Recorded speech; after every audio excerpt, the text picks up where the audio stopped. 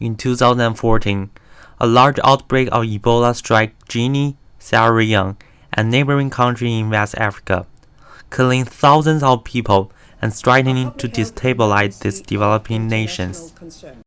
Chinese scientists are spearheading efforts to develop Ebola vaccine and treatment as quickly as possible. While the Ebola vaccine developed by China was conducting the Phase 2 clinical trial in Sierra Leone, I come to the capital city Freetown as a volunteer to study and work with the biomedical scientists in here. Here is the vaccine test center located in Freetown. 500 Sierra Leone local residents have participated into the test as experimenters. Mamuna is a local Freetown resident.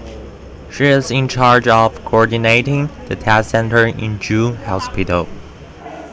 My first task is to help the nurse, Ms. Raliatu, on a register desk to collect information for experimenters. We recognize their identities first by utilizing facial recognition system. Then enter their birth date, age, and other personal information into computer. Blood sampling process is consisted of 3 parts: information recording, blood drawing, and double checking.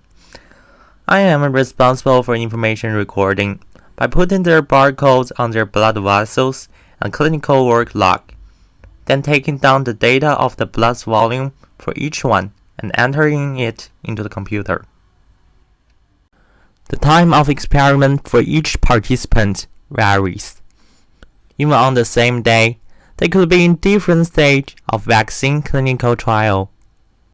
Therefore, conscientious working attitude and stringent workflow are essential to ensure a seamless and consistent progress.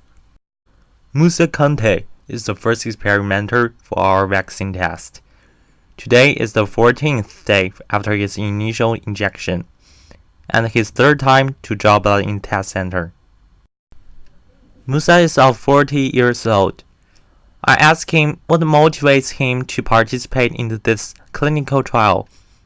He says to me that if he is injected with vaccine, he will be no longer afraid of Ebola virus and will never transmit it to family members.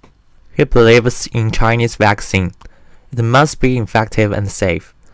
Thanks to the heroic acts of 100 volunteers as Musa, our vaccine test is moving forward to benefit more and more people. When we conducted vaccine clinical tests in China, blood vessel labeling was completed by machine. Here in Freetown, however, this task is processed by hands. We have labeled 4,000 vessels in total. In biological safety cabinet, I work on serum separation and packaging. The collected blood samples need to be detected and analyzed in a high-security biosafety laboratory. I carry these blood samples from clinical center to entrance of lab. The distance is only 200 meters, but I could feel the big responsibility.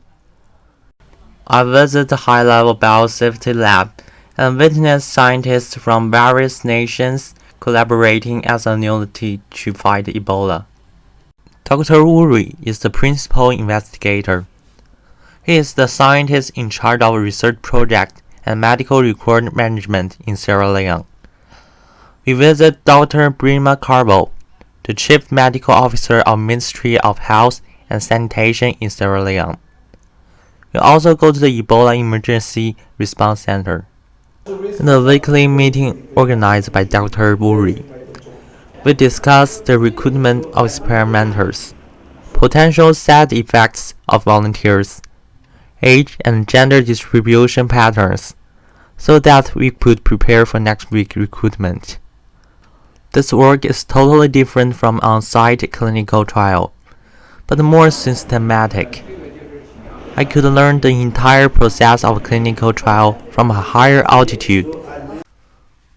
Led by our driver John in our vaccine team, I visited a village of experimenters. 20 of them live here. Our arrival has attracted many villagers to surround us.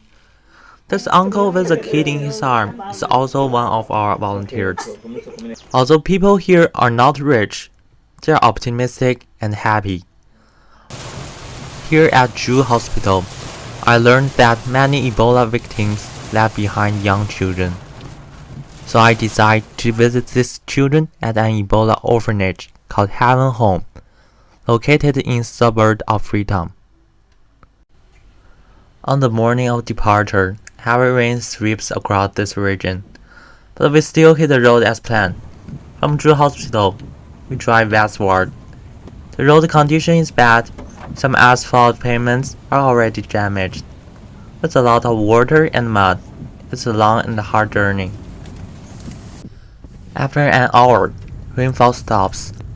Here is already far away from town. Red-colored road and houses with a unique local style are fresh for me. After a 3-hour drive, we eventually reached Heaven Home. Mrs. Aggie is the CEO of here, who used to obtain her lawyer license in London. After 2011, she returned to her home country to undertake the daily operation of this orphanage. Currently, there are 51 children in Heaven Home, with 13 as the oldest and 2 as the youngest. They all lost their parents in this outbreak of Ebola. I introduced my purpose to visit Freetown and expressed my best wishes for them. Final news is that we bring some snacks for you, and I hope you will enjoy them. I donate $2,000 to the orphanage. I also purchased some books, stationery, and food. As a bass singer in choir, I teach kids to sing Glory of Lord and praise His holy name. We also sing If You Are Happy Together. When I tried to cheer them up with kung fu performance, I finally noticed the light shining in their eyes. If more non-governmental organizations could contribute their efforts, if more young people like Mrs. Aggie could strive to change their home, if more scientific research agencies could challenge diseases such as malaria, cholera, and AIDS in Africa, I believe this continent will definitely embrace a brilliant horizon. I hope through my future study in biological sciences, I will contribute to this brilliant horizon of Africa with my talent and endeavors.